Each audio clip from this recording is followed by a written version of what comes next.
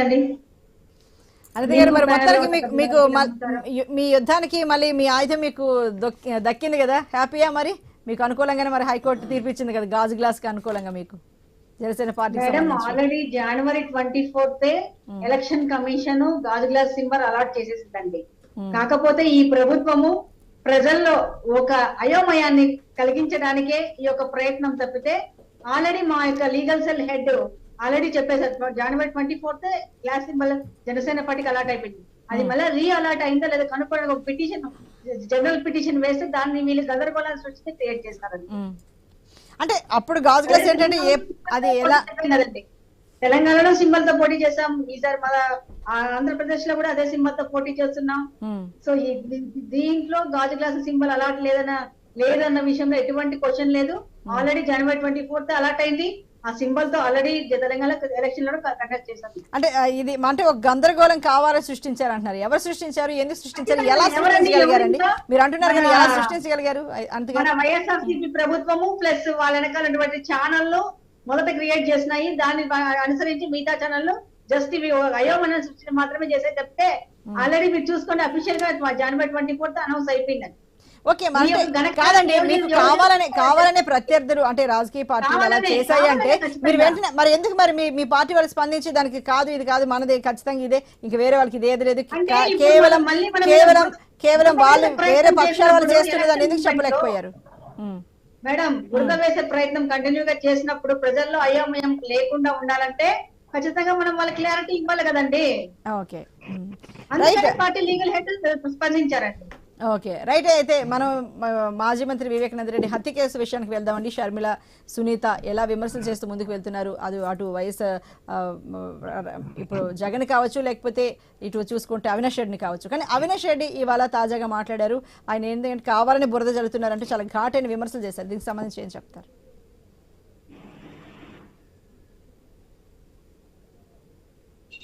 అనిత గారు చెప్పాలండి. మీరేండి, మిమ్మల్ని అడిగారు. ఓకే ఓకే ప్రధాన సూత్రధారి ముఖ్యమంత్రి జగన్మోహన్ రెడ్డి గారు, అదే విధంగా అవినాష్ రెడ్డి గారు, భారతి గారు అనేసి సిబిఐ వాళ్ళు చెప్తుంటే అవినాష్ రెడ్డి గారు ఈ రోజు వచ్చి మా విమలమ్మ, మా అత్తగారు అయినటువంటి విమలమ్మ గారు ఎంతో అపురూపంగా చెప్తాన్నారు. మా ఫాదర్స్ గాని 5 మంది అన్నదమ్ములకు ఒకే ఒక చెల్లెలు, ఆమెను చాలా బాగా పెంచారు, ఆమె అన్ని సత్యాలే మాట్లాడుతుంది. సునీత అనే మెయిన్ ప్రధాన రీజన్ ఆమె హస్బెండే లాస్ట్ మూమెంట్ లో ఆయన ఒంటరిగా వదిలేసి సో ఎక్కువ కన్జ్యూమ్ చేయడం వల్ల, డ్రింక్స్ కానీ లేదంటే సిగరెట్స్ కానీ కన్జ్యూమ్ చేయడం వల్ల లాస్ట్ ఆయన తనకు తానుగా నిలబడలేని స్థితికి వచ్చారు. ఆ విధంగానే ఆయన మెట్ల మీద పడిపోయి హార్ట్ అటాక్ వచ్చి చనిపోయారని కట్టుకథ చాలా బాగా చెప్పారు అవినాష్ రెడ్డి. వాళ్ళ అత్త విమలమ్మ గారు ఖచ్చితంగా సిబిఐ కోర్టే చెప్తుందండి, సిబిఐ వాళ్ళే చెప్తున్నారు ఈ హత్య చేసిన వెనకాల ప్రధాన సూత్రధారులు వీళ్ళు అని చెప్తున్నా కూడా దాన్ని తప్పుదా పట్టించేదానికి వాళ్ళ అత్తని సీన్ లోకి దింపడం ఇది రీజన్. ఈ డ్రామాలు ఆడే వాళ్ళ అత్తని ముందు తెచ్చి తెర మీద తెచ్చి డ్రామాలు ఆడుతున్నారు.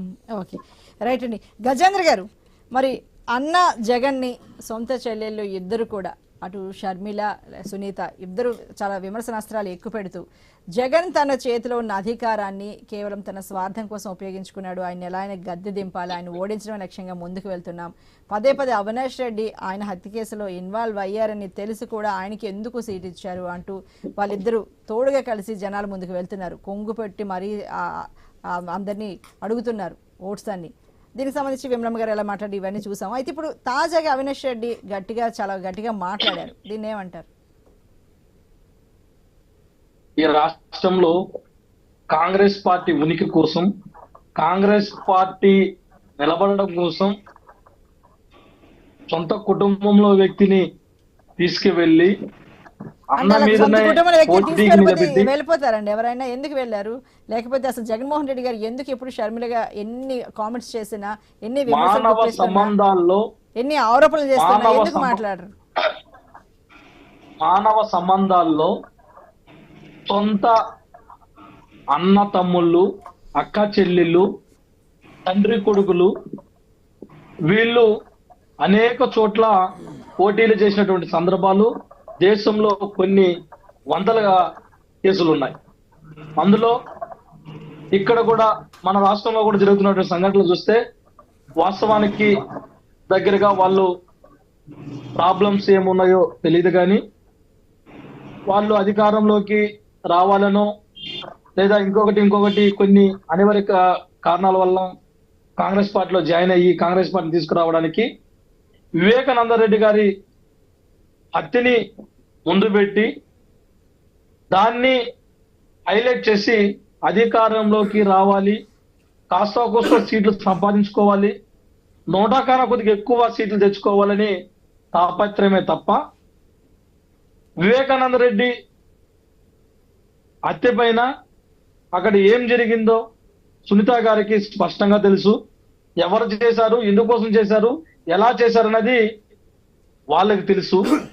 దాన్ని తప్పుదోవ పట్టించి జగన్ గారి ప్రభుత్వం పైన ఆధారాలు లేనటువంటి ఆరోపణలు చేస్తూ ఒక కేసు సిబిఐ కోర్టులో విచారిస్తుండగా వీళ్ళు బయటకు వచ్చి పవర్ పాయింట్ ప్రజెంటేషన్ ఇస్తూ వీళ్ళే జడ్జిలు అయ్యి వీళ్ళే న్యాయస్థానాలు అయ్యి వీళ్ళే ఒక సామ్రాజ్యాన్ని ఏర్పాటు చేసుకొని నేను చెప్పేదే వాస్తవం, గజేంద్ర గారు వాళ్ళు చెప్తున్నది అబద్ధాలు అని ప్రచారం చేస్తున్నటువంటి పార్టీ కాంగ్రెస్ పార్టీ అందులో మీకు తెలిసిన ఖచ్చితంగా వైఎస్ఆర్సీపీ అధికార ప్రతినిధి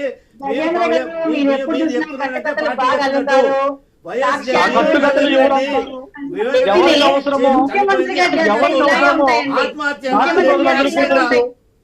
జనసేన పార్టీ వైఎస్ఆర్ కాంగ్రెస్ పార్టీ గురించి మాట్లాడడానికి అవకాశం లేదు.